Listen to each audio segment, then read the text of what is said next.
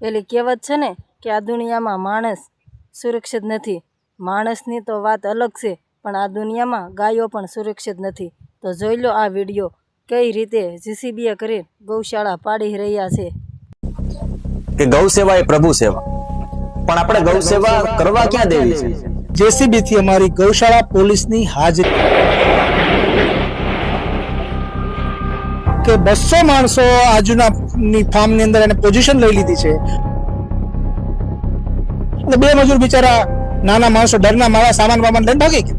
મારા મુખ્યમંત્રી સાહેબ જે છે ભૂપેન્દ્રભાઈ પટેલ, એની વિધાનસભા આઠવડિયા વિધાનસભા લોકો ગુપ્તદાન કરે. હું છે ને જાહેરમાં ભાજપને મત આપું. આ ગૌશાળાના જે જમીન છે એને પચાવવાનું આખું ષડયંત્ર રચી રહ્યા છે. અહીંયા જેસીબી થી વાડ તોડવાનું શરૂ કરી દીધું છે. સીપી સાહેબને થોડી ખબર હતી કે અહીંયા બધું સેટિંગ છે.